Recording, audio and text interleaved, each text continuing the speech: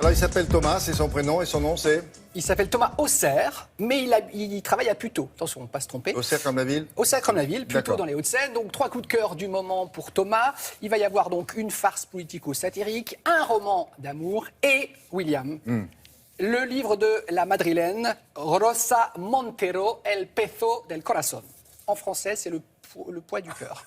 Non, Vous avez fait espagnol de deuxième langue. je l'ai appris comme ça, Ça sur sent, mon temps hein. libre. Voilà. Édition. Mais je savais ce à quoi je devais m'attendre. Chez Métayer. Alors, William, c'est un roman de science-fiction. Et là, je sais ce que vous allez dire chez vous, parce que je me suis fait la réflexion. Souvent, ça fait peur. On se dit, oh non, la science-fiction, j'aime pas ça. Je vous assure que celui-ci, il est formidable, puisque certes, nous sommes en 2109. Mais les thématiques, c'est un thriller. Les thématiques, le nucléaire, il y a une énigme autour du nucléaire, il y a des fanatiques religieux, il y a du suspense. Franchement, certes, on est en 2109, mais on pourrait être... 2109. Ouais. Qu'est-ce qu'on Et il y fera a toujours Télématin avec le oui, même bien sûr. présentateur. Ouais. Non, mais attendez, William. William, Insupportable. l'enquêtrice dans ce livre, elle est mi-humaine, mi-robot. C'est Bon, peut-être ça la d'accord. solution On va pour pas tout 2109. raconter, Non, mais hein. c'est peut-être ça la solution. Oui, non, ben non, Mi-robot. moi j'en ai une autre. D'accord, ok. Allons-y. Allez, regardez les coups de cœur de Thomas. L'héroïne s'appelle Bruna, c'est une réplicante. Alors il faut entendre par là un être mi-humain, mi-androïde. Elle est détective privée dans un futur proche. Une nouvelle mission lui est confiée. Des déchets nucléaires apparaissent aux confins du monde, dans des zones en guerre, et elle va devoir enquêter.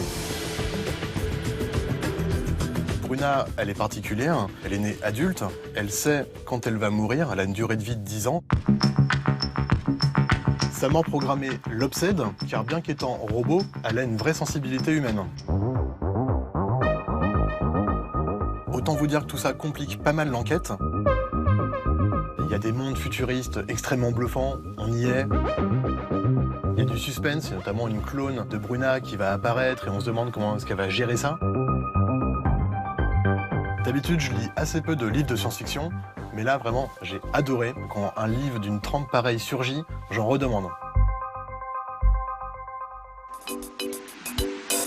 Mon deuxième coup de cœur, Le tyran meurt au 4e coup, de Georges Ibargüengoitia, aux éditions Le Tripode. Nous sommes dans les années 20, sur une petite île des Caraïbes imaginaires, tenue par un tyran despotique depuis déjà 4 mandats. La Constitution, normalement, ne lui donne pas le droit d'avoir un 5e mandat. Bon, lui, ça le touche pas trop. Déjà, il commence par tuer son opposant.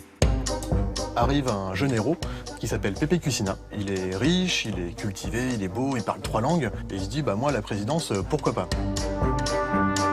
La population l'acclame. Ils voient vraiment en lui, sans doute, celui qui va les débarrasser de leur dictateur. Ce livre, moi je l'ai adoré parce que c'est une satire féroce de la politique.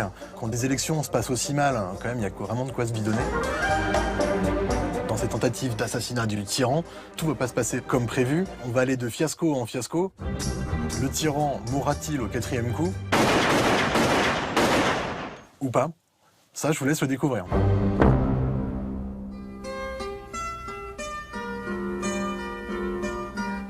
Et pour terminer, L'amour a le goût des fraises de Rosamund Aden aux éditions Sabine Vespizer.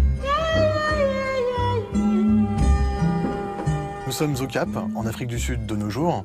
On vient d'apprendre la mort du peintre Ivor Woodall, peintre renommé, et pour tous ceux qui participaient à ses cours de dessin, vraiment c'est la consternation. D'abord, il y a Françoise, une jeune femme d'origine rwandaise. Elle a fui le pays, mais occasionnellement, elle posait pour Ivor, donc ça lui faisait un petit peu d'argent parmi ses petits boulots. Et d'un autre côté, il y a Stella.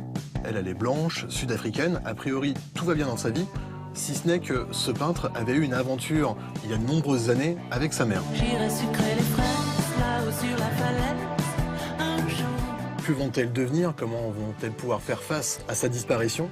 C'est un roman éblouissant. Vous allez voir qu'il y a un panorama magnifique de la société sud-africaine.